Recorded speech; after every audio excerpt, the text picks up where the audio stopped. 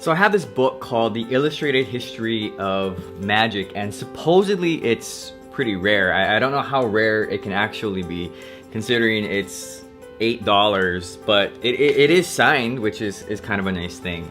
But it's an illustrated history of magic, and it goes back to some of the first magic tricks, and it has some really great photos, illustrations, and a lot of really good history. But this got me thinking about the secrets held within books, and I really believe that the best secrets are hidden in books. Now, the reason I bring this up is because there's this little part in The Carnivorous Carnival, which is one of the books in a series of unfortunate events, where Madame Lulu is talking to the children, and they basically just found out that she's not a fortune teller, and she explains how she was able to find the children and then tell Count Olaf where they were. So that's how he knew where they always were.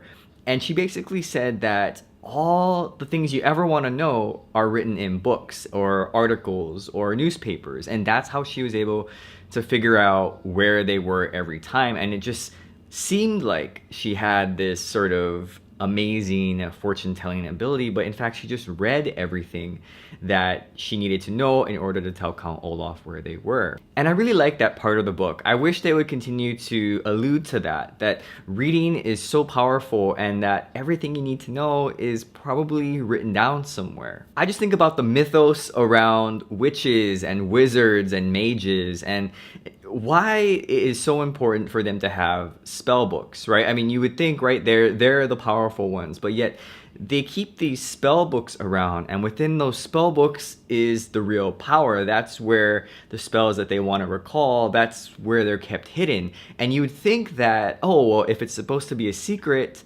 why would you keep it written down?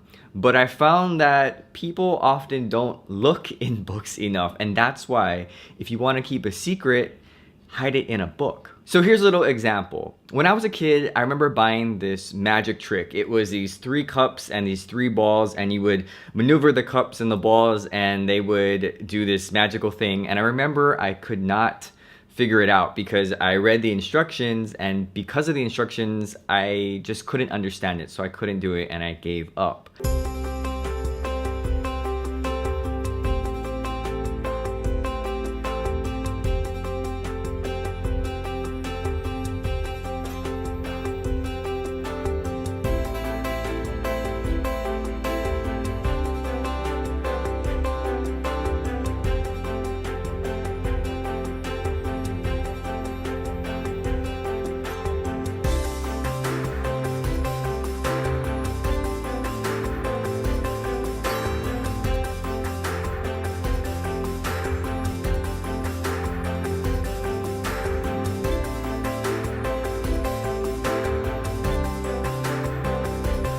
But nowadays, if I wanted to learn that trick, I could just go on YouTube and watch the video where you see the balls and the cups, and you kind of know exactly what's going on. And in fact, if you want to know how to do the trick, you could just look it up online. But I think the real secrets of the trick, not just how to do the trick, but the nuances, are locked away in books like this, where it talks about the history on where it started in like ancient Egypt and moving forward all the way through the Renaissance and all the way up to today. So why is this important? Why is it important to know that the secrets are just written down? And I think that it's very important because it seems like today people just want the secrets of life. What is the meaning of life? How do I avoid the most pain? Or how can I succeed or find love? Or all these different things.